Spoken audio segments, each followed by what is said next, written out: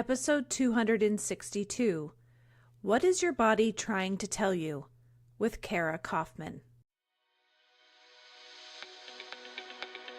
Welcome to Latter-day Life Coaches, the podcast where each episode is a conversation between me, Heather Rackham, and one of my amazing coach colleagues. Each coach here is a member of the Church of Jesus Christ of Latter-day Saints and a highly trained, experienced life coach making a great impact in the lives of their clients. And together, we have one main goal, helping you live your best life no matter what. You ready for this conversation with a coach? Here we go. In this episode, Heather is joined again by wellness coach and trainer Kara Kaufman to talk about what your body is revealing about your mind and emotions. Kara explains how posture, muscle tension, energy levels, and even our breathing can serve as real-time indicators of our mental and emotional state, and how small shifts in our body can open the door to more peace, purpose, and joy. Kara also shares her VO₂ Max framework for emotional and spiritual wellness. Together, Heather and Kara explore how to say no so you can say yes to what matters most, how to use movement and sensory cues to regulate your nervous system, and how to build an intentional life that supports real happiness, not just survival. Please enjoy. Hey, everybody. Welcome to the podcast today. I am Heather Rackham, and I am joined today by Coach Kara Kaufman. Hi, Kara. Hi, how are you? I am so good. Thank you for joining me today. I'm excited to talk and learn some more from you. Kara's been on before. If you missed that, then go back and catch that episode. Otherwise, I'm just going to let Kara introduce herself so we can know a little bit about you, and then let's just jump on in.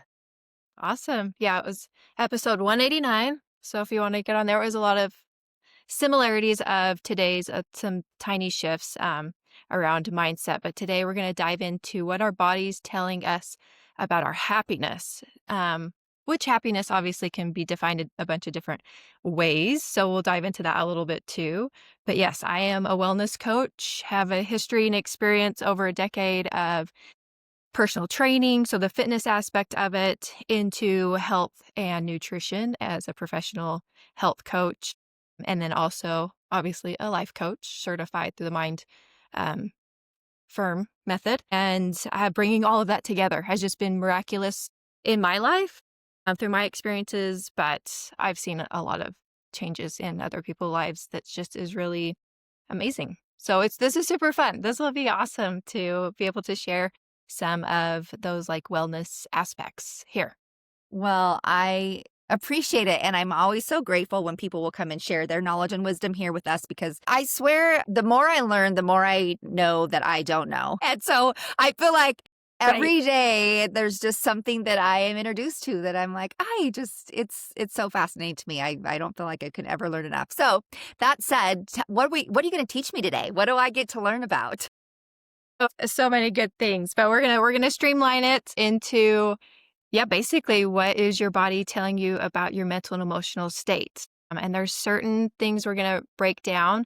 One of them, to get us started, really is your posture, your I feel like I have energy to sit up that's taller attached already. to that. I know, all of a sudden everybody just went whoop, threw their shoulders back. Right. So there are certain things that our body is telling us every day that's of how we're feeling, what kind of mental and emotional state we're in. And then just creating awareness around that. And then eventually you're tapping into that awareness more and more often. And you're able to shift because of that. Like it's a cue for you, right? It can be just this really easy cue. Once you learn to have that be an awareness tool, then it can be super impactful in helping you connect with your mental and emotional state, when so much of the time, right, we're like from one thing to the next, or we're just not cognizant of that. We're just not being aware. But it can be a really simple tool to use to be able to connect to your mental and emotional state. We have, people will be like, oh, the state of your face is telling it all, right? Or it can, or it can be the like, oh, you see the person that's walking down the street and all of a sudden you're like, oh, I know how they're feeling. But do we do that for ourselves? Mm-hmm. Right? Are we like tapping into the like, oh, my neck is so tense right now because you're in traffic in the car.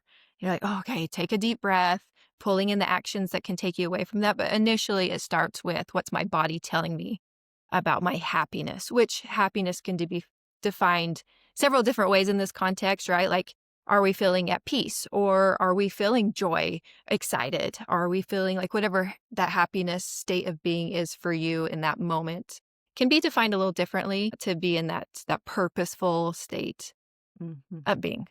Mm-hmm.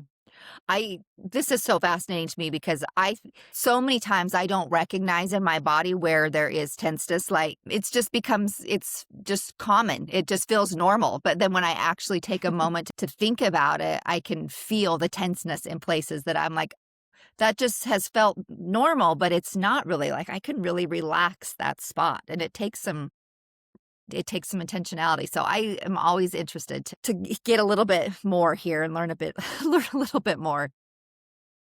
So we're going to dive into some things, obviously beyond posture, but I wanted to start with that Mm-hmm.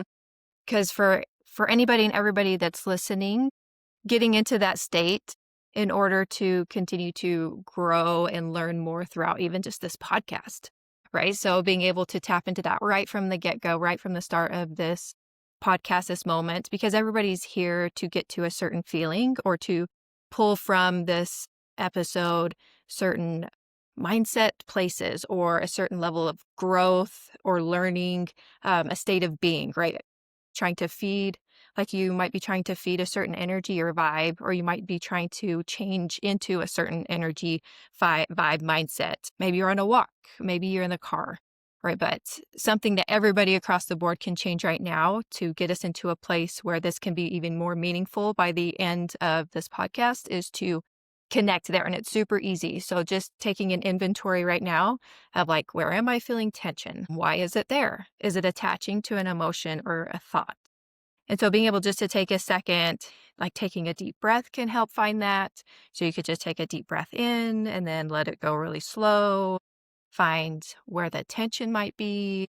Is there some tension in my lower back, shoulders, in my neck, or my like tensing through my fingers or my toes? Is there a pit in my stomach? And is my breath short? Just certain things that your physical state is telling you.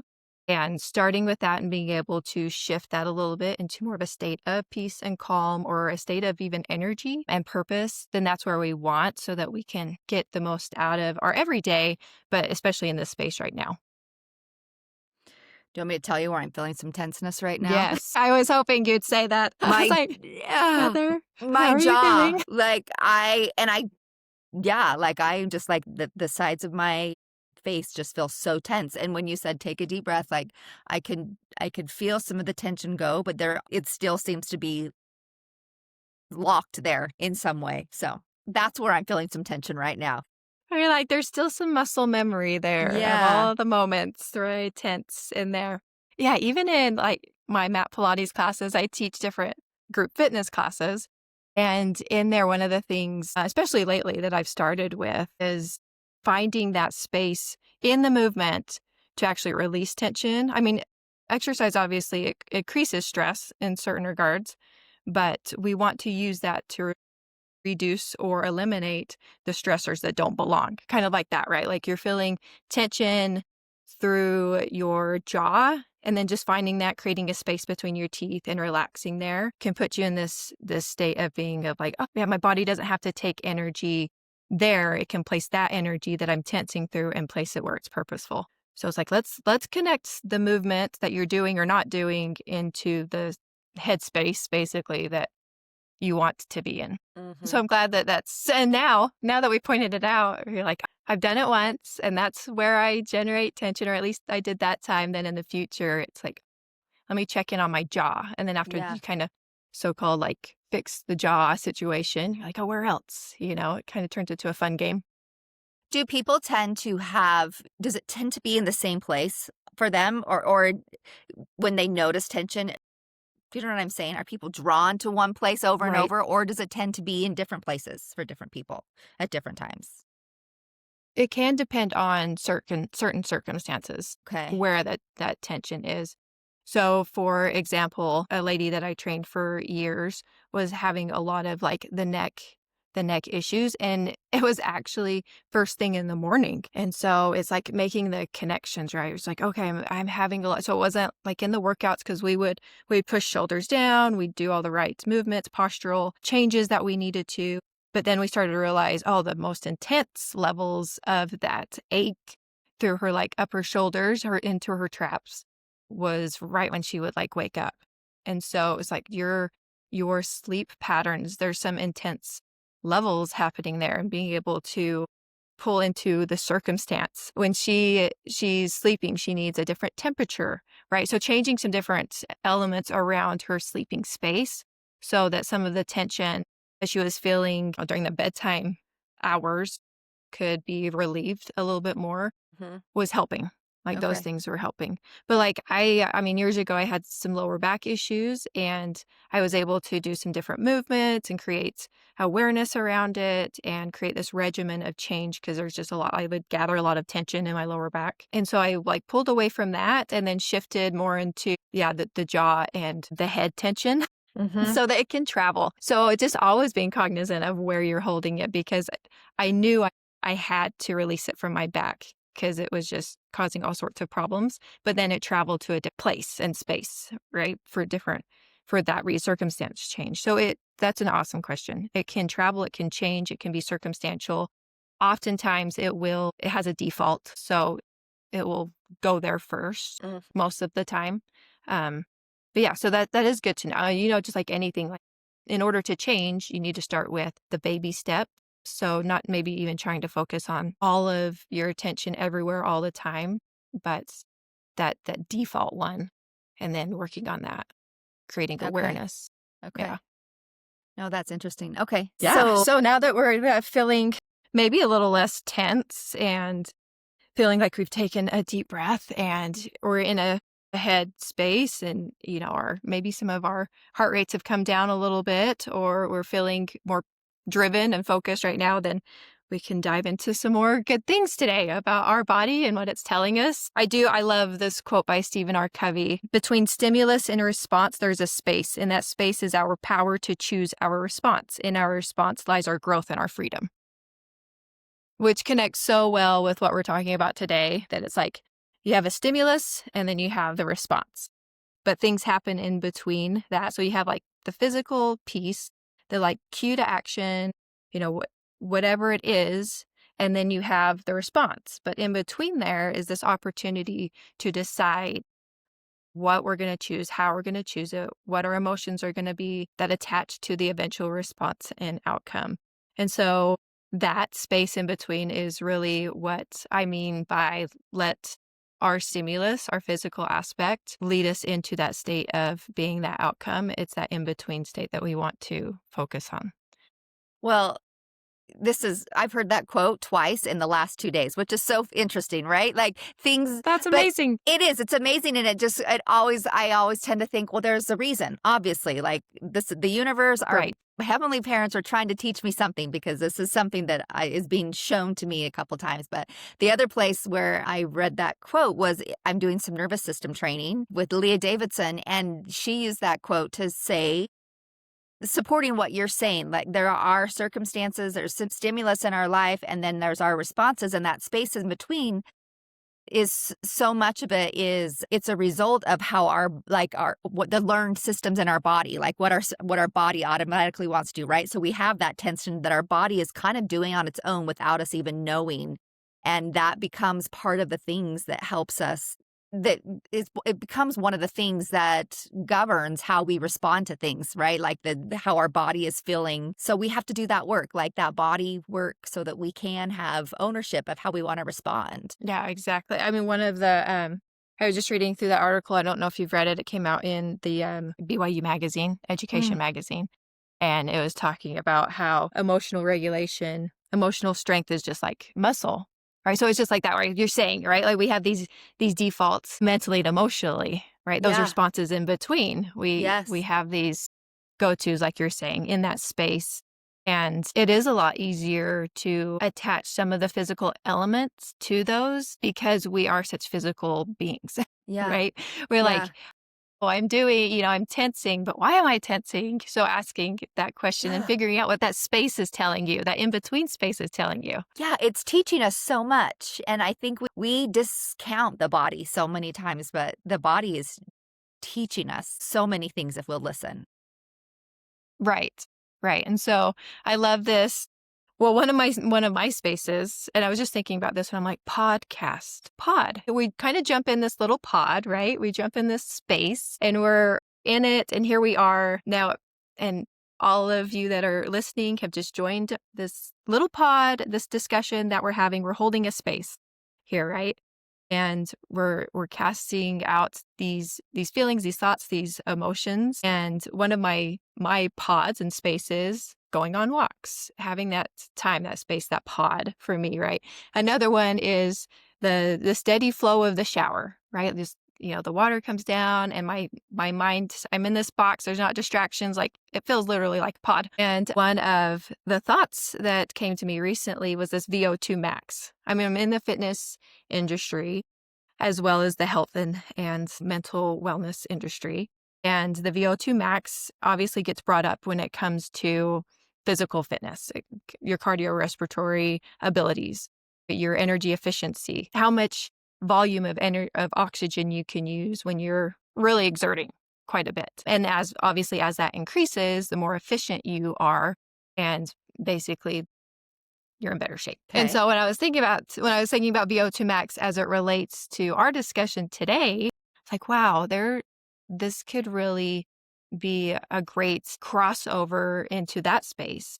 Because if we think about VO₂ Max in terms of like our mental and emotional state, I just had this epiphany that the V is vulnerability, right? There's so many things that hold us back or that cause some of these like anxiety, stressors, and depression, some of these deep emotions that come from like fear of vulnerability. And sometimes it masks, right? Where we wouldn't necessarily call it vulnerability on face value.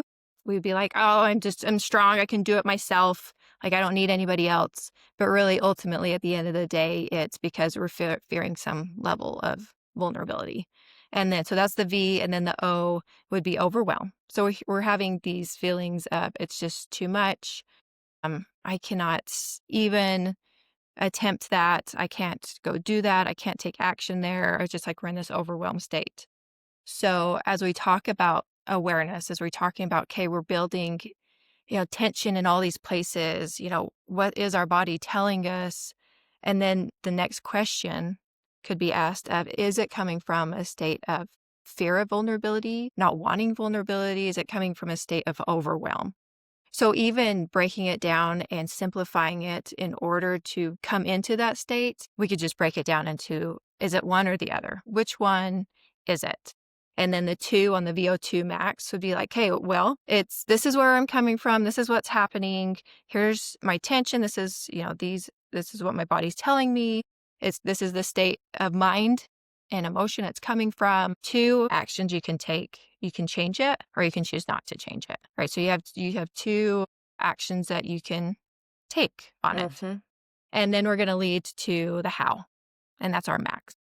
Okay. And so the M is going to be your mindset, right? Like, am I going to change this? Like, we have to dive into the mental aspect of it, right? Like nothing changes until we take the real place that we have control of, which is our mental state, our mindset, and we do something about that. And then action, which is the A. So there's some level of action. Thought is obviously an action. I think we don't think about that a lot of times. We're like, taking action is also in thought. Like, I'm actively choosing to change my thoughts. And there are certain actual physical actions that can aid that, or vice versa. And then X, I know it starts with an E, everyone. But examine. X is a little trickier. Examine your healthy habits. So like you were talking about, there is just these things we have on default. There are these things that we do without thinking. There's just certain aspects of our habits. So we need to examine our habits. And that's the how. So like, Okay. and then at the end of the day, it's like, okay, well, my VO₂ max, how energy efficient am I in my wellness? This is my wellness VO₂ max, my overall like energy efficiency when it comes to my mental, emotional, physical well-being.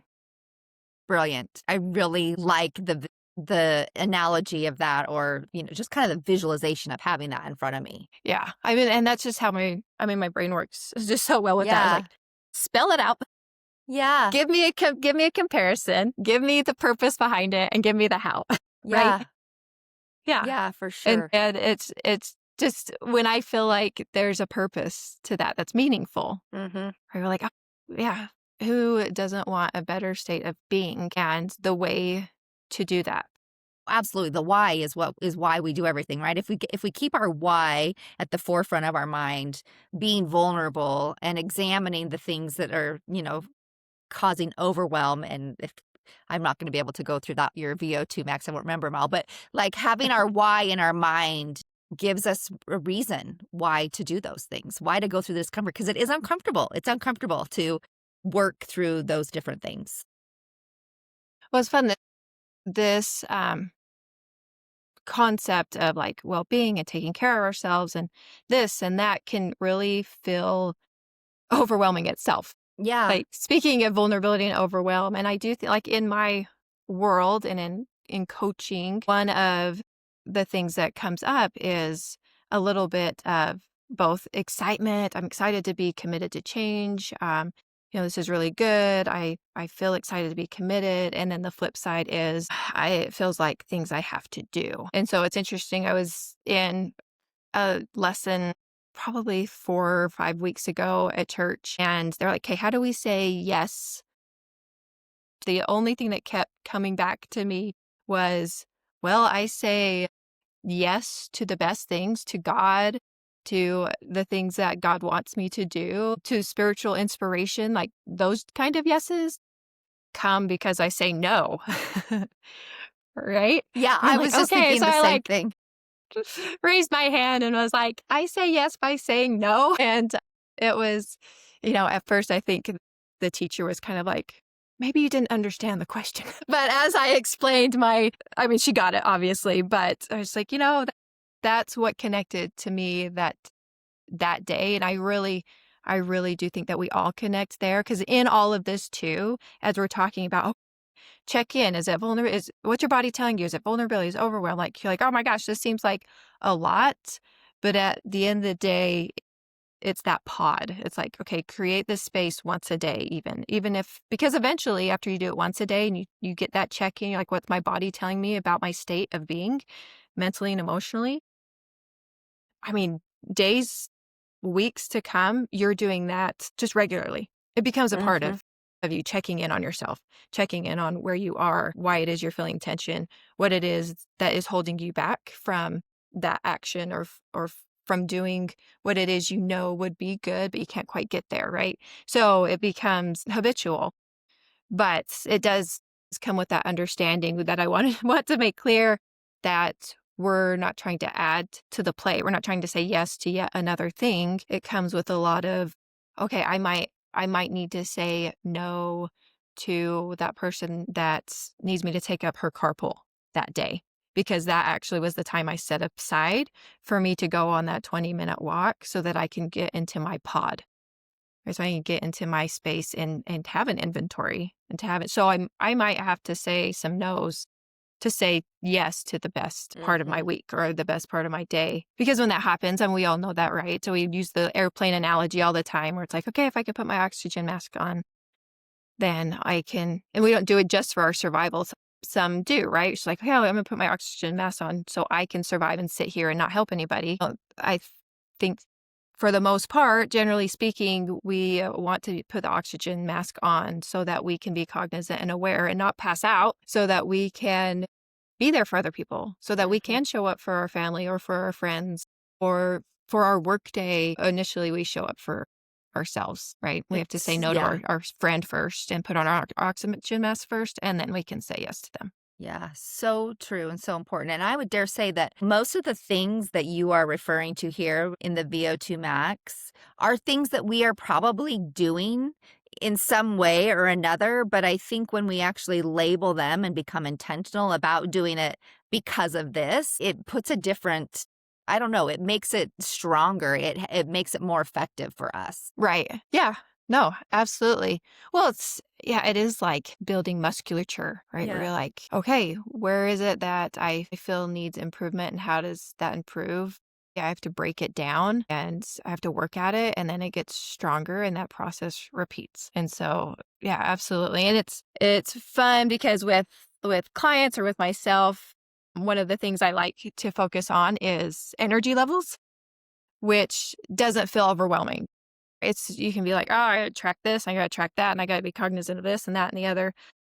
But energy can be a pretty efficient way to be able to understand where you're at. Right. And so there's these different levels of energy that we can use as one of our house. So if we wanted to say, okay, what kind of energy, high, medium, or low, am I feeling? It's like high is, if we defined high energy, so this could be like your tracking tool. This is where you could start. Like this, if this sounds overwhelming, you're like, where do I start?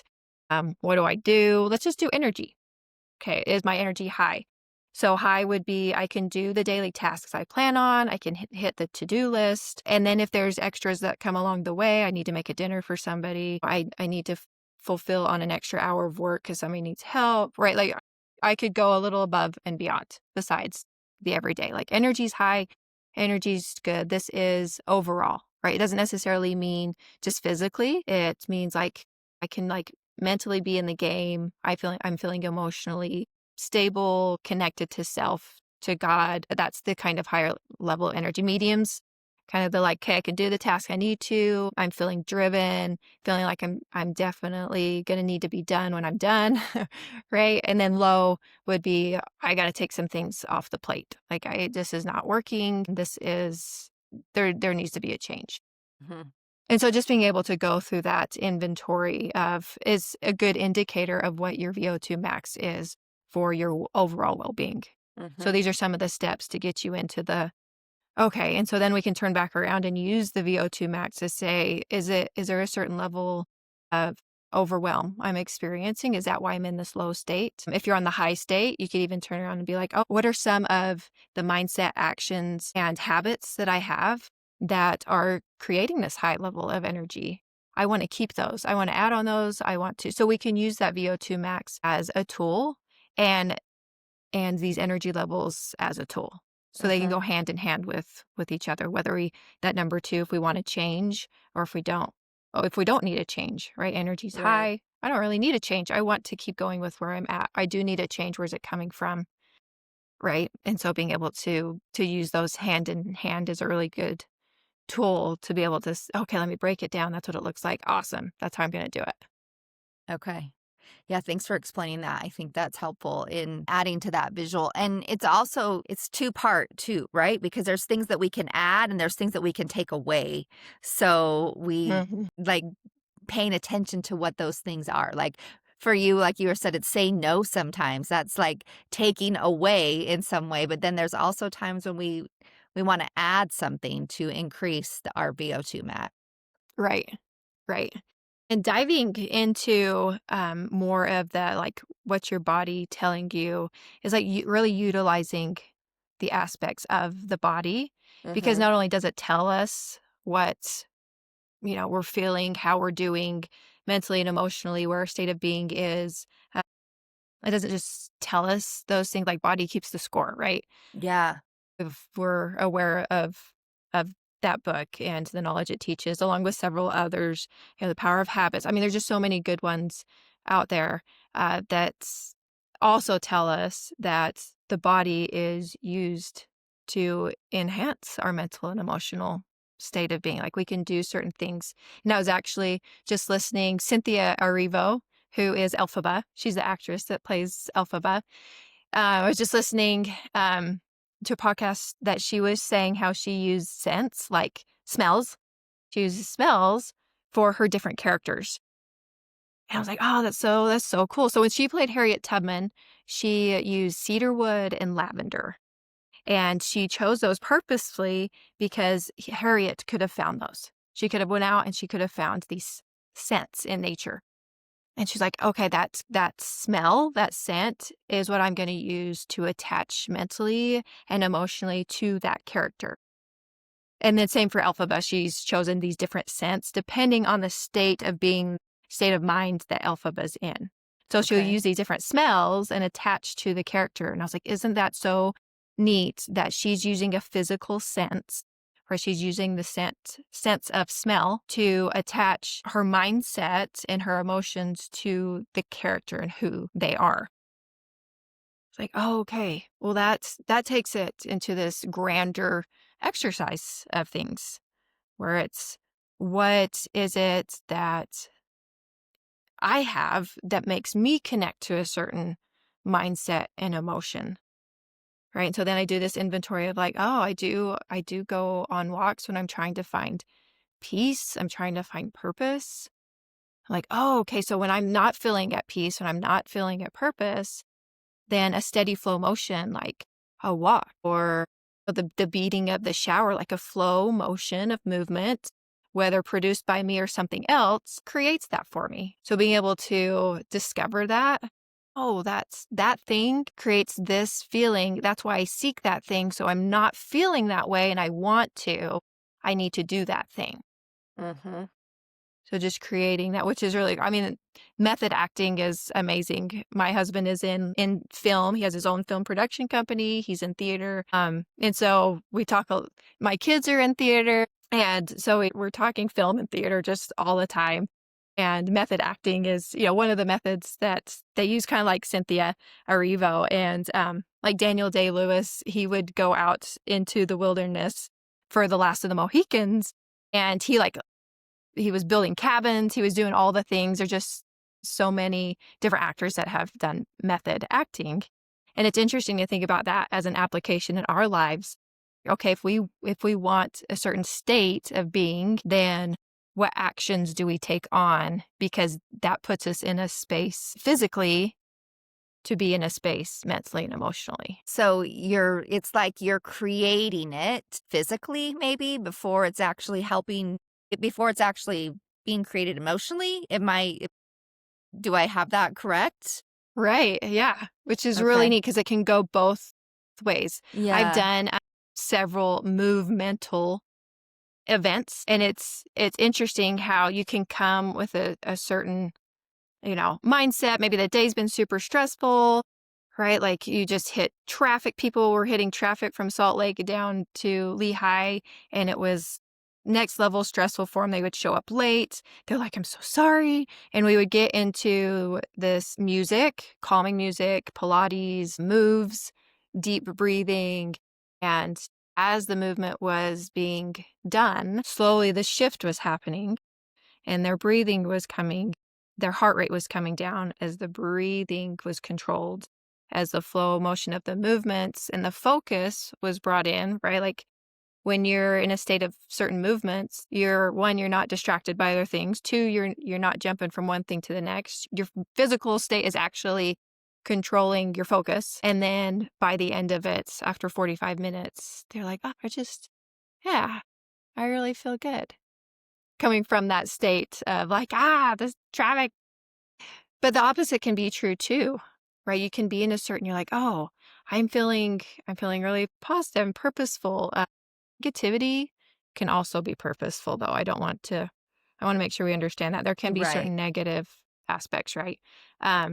But we can use those things into our physical being. Okay, this is my mindset. For example, my 11-year-old is awesome. She's been helping with my 5-year-old in the mornings because I'll sometimes go off to class, and there's not really been big sisters, not as up and going as she is, and they're right next door to each other. And so she's just really taken on this role of taking initiative to help the 5-year-old get dressed and get her teeth brushed, make sure they have all the things in the backpack. And today I was just feeling extra appreciative because I'm not usually gone Thursday mornings, and I was this morning, and she did all the things and got him off to school. And because of that appreciation that I was feeling for her, I went in and I'm like, you know what? I'm going to do her laundry for her. I'm going to vacuum her floor. I'm going to make her bed. I'm going to just make this a space where my appreciation for her can be seen for her so that she knows. Right? So my mindset and then my feelings attached to her led me into that action. Mm-hmm. So just recognizing that that goes both ways. Like, you can achieve a certain state of mental and emotional state and use that physical piece, or you can be in a certain state of mental and emotional states and it drives certain physical aspects too. Mm-hmm. And I think that that definitely goes into making the choices, like having that, that freedom in there that we're talking about, the growth in the freedom space Yeah. between the stimulus and the response. Those are the tools, right? Like, okay, do I want to use the mindset and drive certain actions, or do I need to use certain actions to drive a certain mindset? And Mm-hmm. those are the tools in that space. Mm-hmm. Yeah, it's like, is It's it amazing. top down or bottom up, right? Like Right. Perfect. we Yes, get to. exactly. I told you earlier that I love getting visuals on things. I'm wondering if you can share with us maybe some examples of how you've seen this with your clients, or ways that, that we can kind of learn from what you like to do with your clients. Oh, absolutely. I have, I have so many that are just, it's fun to hear their stories, basically, because Yeah. really at the end of the day, that's what we're trying to not necessarily change, but our stories lead to our legacies. And that's really what needs to be, or what we want to be driving our everyday. And so it Mm-hmm. is fun to see that progress, that change, this journey in my clients. And one that I can think of right now, there's a couple on my mind, but she is a new mom, and when she first started coaching with me, I think her baby was like 3 months old. On the heavier side, she has had some trauma in terms of body weight issues from her mom. And so there's, the whole spectrum of getting healthier, getting more fit, and also dealing with some self-talk that was driven from just a bad example, right? But really feeling motivated because now she has this baby and she wants to be able to get down on the floor and play with her baby. And I just love that so much, that her purpose to be healthy, to be in this state, is to create this life for her and her little one, this relationship. And in that process, and I guess this is one of the big things too, is the words that I hear. So if we can attach ourselves to a certain word, like excitement, or I feel at peace, these are the words I hear from clients. And these are the clients, or the people, the awesome people I get to coach. These words that are driving them, I will know that they will continue to go down the path of better health, of fulfilling on goals, because of these words. And I usually do try to attach. I'm like, okay, what are you feeling? What's our word of the week? What's our phrase of the week? Okay, this is what I heard today. This is what I felt like popped off the page. You tell me if that's our word of the week. And hers repeatedly has just been excited. I'm excited my knees don't hurt anymore. I'm excited to be on this journey. I'm excited that I can get down and play with my now 10-month-old. This word of excitement. Another lady that's been really afraid to travel. She feels like she's taking other people's space. She feels like she is in that uncomfortable, I'm trapped here with other people. So there's been a lot of physical aspects of it and a lot of mental aspects of it. And her constant word has been gratitude. I am just so grateful to be making this change. And that was a year ago that she was like, I gotta take this work trip to India. She's like, there is no way mentally, emotionally, or physically I can do that. And over small transformational experiences, taking actions like our VO₂ Max, right? Like, where am I feeling vulnerable? She also had some difficult issues as a child when it came to her weight. there wasn't a lot of overwhelm when it came to actual, like, oh, I'm so busy kind of overwhelm, but mentally, especially emotionally, she felt the overwhelm attaching to those experiences. And then obviously making the choice to change and feeling very grateful along the way led to this mindset shift. She was taking actions. And as we examined and changed different health habits, she just took that trip to India and That's so has had the exciting. best experience. And her goal now is to visit all the continents. Okay. So it's these words, these things that we can attach to can be life-changing. Yeah, we underestimate the power of what we can do, and what working having a why and working with somebody to help us accomplish that why, and all those things are so it's underestimated, like I said. So there's always so much more that we can learn. But before we take off, I would love it for you to share with people how they can connect with you and learn more about this VO2 Max, having it in their life. Where can people find you? I am on Instagram at Coach Kara Kaufman, Okay. and then my website is coachkarakaufman.com. Definitely do a lot of one-on-one, but I think by the time this podcast comes out, we'll have a cocoon coaching. So I do feel for the introvert out there who doesn't just want to jump on a call with some rando. Yeah. So it would be more of like for the introverts that they can hop on a membership and have ways to be able to make changes in their comfort zone. So yeah, coachkarakaufman.com and at Coach Kara Kaufman. That's awesome. We will post and link to all those things in our show notes and make it easy for people. I am one of those introverted people that that would probably fall under that category. So I appreciate when people help in that area, kind of cater to that. So thanks, Kara. Thank Yeah, you. of course. I know. I'm the same way.